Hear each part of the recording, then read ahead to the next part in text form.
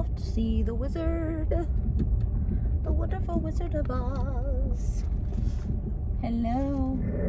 Out there in the digital arena. My hair looking like a football helmet today. Growing out. I'm in that odd pixie grow out phase. Anyway, man, it has been a while. It's been a while since I've recorded a video. Really just been a while since I've recorded a video with the intention of posting, sharing some things. I just wanted to show my face a little, let you hear me speak. Wow, yeah, so what have I been up to? I've been getting a lot of questions lately, actually. Yeah, I felt a desire to just share a little bit about that. I've been in this space, I was in the space for a little while of kind of feeling at a loss of what to share, because underneath feeling at a loss, which just for me translates even deeper into, feeling that I don't have value to share, or maybe what I do have to share is not valuable. I realized that when you are in the process of really getting to know yourself and learning how to build your confidence and really just accept who you are in the moment, in the life that you're living, in the breaths that you're taking, in the experiences that you're having, the day-to-day happenings. You learn a lot of lessons, at least for me. I learn a lot of lessons about myself in the midst of having experiences. When I put my mind to something, like I go all in, like I leave no stone unturned, like, with this really becoming conscious and aware of who I am and patterns that I have recognized as my identity for so long, for so many years. I'm coming more and more into the realization that the story that I tell myself is that it's hard for me to stay completely committed to who I am and what I know to be true for me, and at the same time explore new things, new ideals, because in me being who I am and being curious and wanting to know, like, what makes me tick, what do I love, what do I not love, what do I want, what do I not want, the story in my head is that I'm flaky to people.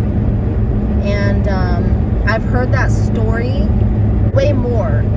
I've heard it in my own head, but I've heard it from people enough to solidify that story in my own mind, right? Because that's kind of like what you do when you tell yourself a story and you believe that that story is true. Then the universe or God, whatever words you want to put on it, brings you more of that which you are believing is true about you, so that way you can find evidence of whatever you believe to be true for yourself. And so yeah, I have heard over many years in my lifetime that I dabble too much in too many things. Even my oldest son, 18 at the time, but he's 19 now. When I was just kind of like in one of those points in my life where I was like, I really just want to explore new things. Like I know that there's more out there that I'm interested in so much. I remember he used to tell me, Mom, just stick to one thing. Like, just stick to one thing and just be good at that one thing, and then just leave it at that. Like, you do too much. So it's like, when I started hearing that from my child, then I had to realize that it has been a story that I have told myself for so long, and that I believed. First of all, I believed it from somebody else. Somebody else told me that I was too much. Somebody else told me that I liked too many things, that I was, squirrel brain, that I was just, all over the place. I can even remember in my 20s telling people, like friends of mine, and even myself, like, oh my God, I have ADHD. Like, I can't just stick to one thing. Like, what is wrong with me? There's something wrong with me, because I just can't seem to focus. I can't just seem to stick to one thing. And so in this time that I've taken off of social media,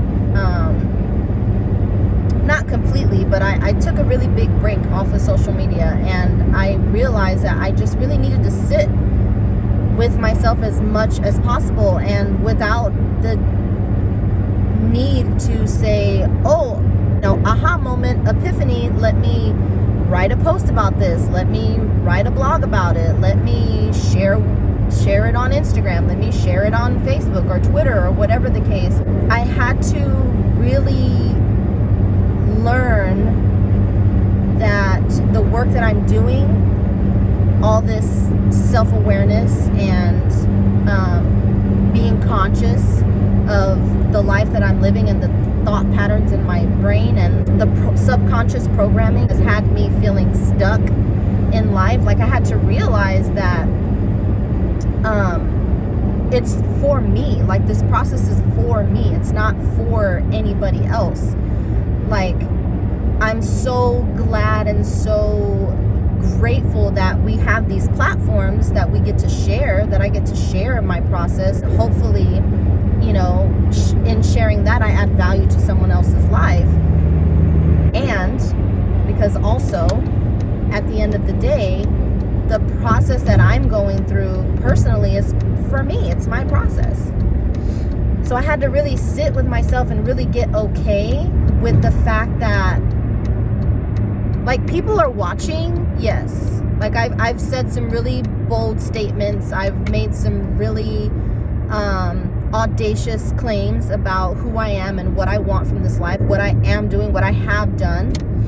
And that's really not for anybody else to validate for me. Like, I really just needed to take a huge break from showing up to get validation in my process from anything or anyone outside of me.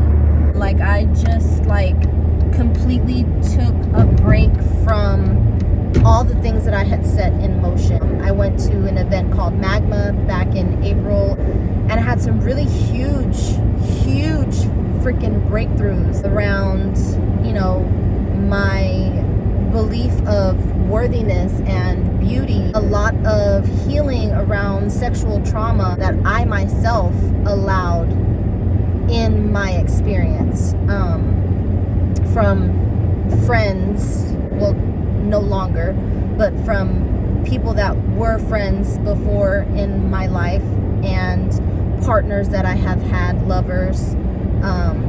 Even in both of my marriages, I allowed a lot of things to happen or to go on in an intimate setting that who I am today I would not allow. I felt like I shed so much in Magma. It felt like I purged a lot. And then, like, as soon as I came back from Magma, I just hit the ground running, and I didn't take the time to truly process a lot of the healing that I went through during that event, right? So I'm at Magma. I'm immersed in this transformational event for 4 days. We're doing forest yoga. We're calling each other out on our bullshit. I can't give away too much. We just massive transformation in 4 days, and still, covered completely in love and support, compassion and understanding. So when I was at Magma, I was there. Like, I was in it. I was covered in it. It was in all my cracks and crevices. Like, I completely immersed myself in the event. And then as soon as the event was over, not immediately I went back to how things were, like my programs and my processes, but I didn't take enough time to integrate myself back into the real world, so to speak, after Magma. And so I just jumped right into the next thing. I can't even say that that's a bad thing, because it was a really amazing thing. I became a part of the Bizcraft and Coterie program for the Little Volcanoes, which is fucking amazing. Like, so much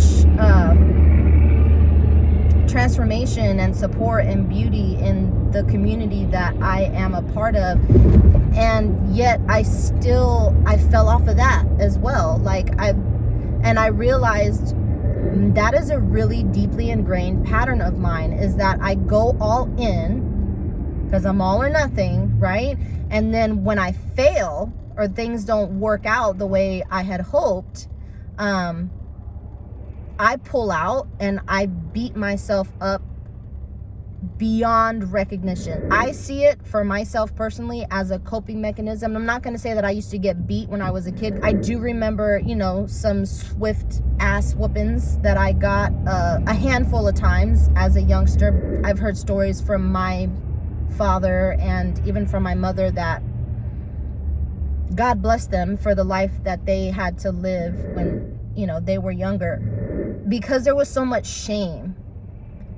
Okay, shame was the name of the game in my family. And I love my family to death. And at the end of the day, like, we all have our coping mechanisms. We all have a way that we were raised, and that goes back generations. Okay, and so a lot of the shame and guilt that I feel now as an adult for the shoulda, woulda, all that kind of stuff, was ingrained in me as a child.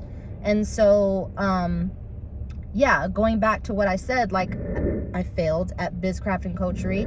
I pulled back and I just completely cut myself off from these amazing, beautiful people that just held space for me and held me and just loved me completely, fully, deeply, madly, insanely for exactly who the fuck I was. And even still to this day, they love me still for who I am and what I'm going through. And without anyone having to even reach out and tell me that, I know that. Okay. And so in this process of me for the last 2 months, really pulling back away from social media, really pulling back away from anybody that I could reach outside of me to say, give me love, I need this, I need that. And that's not to say that reaching out to people that, have your back and want to see you succeed and love you unconditionally and just want the best for you, it's not to say that that's a bad thing. I don't believe that's bad. I don't think anything is wrong with that at all. If you have people there that you can reach out to and, can help to uplift you and empower you when you're not feeling like you are getting that from whether it be yourself or people in your immediate circle, within arm's length. I completely support communities that just love on each other, and so much of that community and love and acceptance, everything. But I realized that I pulled myself away because, like I said, I failed at something and I felt ashamed about it. I felt guilty for it because I was all in. There we go. I was all in, right? So there's no room for failure. And if you fail, then shame on you.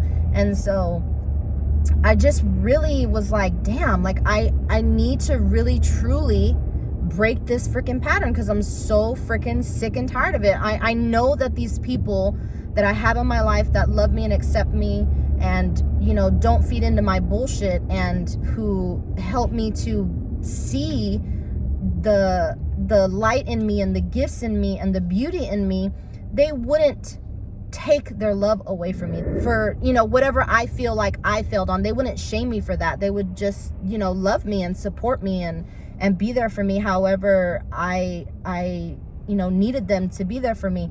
That's why I took a big, huge break from social media and just reaching out. It wasn't a day where I said, okay, I'm going to stop talking to my community. I'm just going to isolate myself. It was gradual, because I realized that no matter how much I reached out to my community, it didn't matter how many times they said I was amazing, how many times they reminded me that I am gifted, no matter how much they sat and told me how much they loved me and they appreciated me and they see me and that they're holding me. If I could not provide that to myself, first and foremost, the right thing for me to do was to take my foot off of the gas until I could do that. And in realizing that for myself, I saw like this really nasty pattern. It was a very codependent pattern of being. Like I don't want the people that I love and that I cherish and appreciate to feel like I only come to them when I need some type of, when I need something, not just because like I just love them and want to be in their presence and want to talk to them and want to see what's going on with them. Hi, babe. In me doing the work for myself, I know consciously now, I know that has been an unconscious pattern for me for a long time. Then again, it goes back to, sorry, my son, I just picked him up from the donut store. But then again, it goes back to childhood. Like I needed to, as a child, seek love and validation in the form of like being the baby and like getting all this love and attention from my siblings and my parents. So I realized that was, I'm still acting out that unconscious pattern from when I was a child. Like I'm the youngest of 5, and so the story goes, the old pattern of thinking, at least for me, because I saw me doing it with my youngest son, they're the baby and they just can't, fend for themselves, and they need to be led and they need to be, coddled and told, how to do things. And, so yeah, I just didn't want to feel like I was not standing on my own 2 feet as a very conscious and aware individual, and as someone who has done the work to see the patterns and who has been given the tools by so many amazing people on how to recognize and process and heal and then move forward in a more conscious way, live a more conscious life. I didn't want to continue feeling like I just couldn't do this work on my own. Like healing takes a lot of work and it takes a lot of effort. Yeah, you got to just go through that sometimes. And that was just my time. That was the time that I needed to take, to really just show myself that I could do this. Like I've been through a lot in my lifetime. I have lived through and survived domestic violence. Like you don't realize how much you've been through and what you've overcome until you really just take a step back. Really just give yourself props, like how easy is it to beat yourself up over something versus celebrating yourself for something. It used to be super duper like intrinsic for me to just automatically go to beating myself up, shaming myself, guilting myself for failing or for not showing up, how I think you think I should show up. I know Jay Shetty quoted someone, I don't remember who it was exactly. When it comes to identity, I am whoever you think I am, and my interpretation of who you think that is who I'm trying to be, essentially. It takes a lot of work, and it's especially if you've kind of just like had the habit or subconscious programming, like when something that hurts or feels like death, to your nervous system comes up, you just numb out. You get on the phone, you get on Instagram, you go to Netflix, you go to YouTube. If you're in a relationship, or even if you're not, you go have sex with someone, or you go stuff your face with something. There's so many distractions that we use at a subconscious level so that we don't feel fully what it is that's going on with us deep down in the deep down. I just hope that this adds value, and if there's anything that comes up in you that you might want to get some support or some coaching around, I'm here. I would love to offer myself to you guys, and I really like to do an hour-long session with people because I can really use the tools that I've been given to really get to the root of this particular issue in question that you bring to the table. I'm be more than happy to offer you a free 60-minute discovery call. Just drop a comment below or somewhere wherever this video is posted, and I will message you. Thank you guys for making it to the end of this video if you did. I think that was a really good share for me, and yeah, so I'm going to go in the store and get some dinner and talk with this handsome guy. Say hi, Sean. That's my Sean Paul. So, okay, I will talk to you guys later.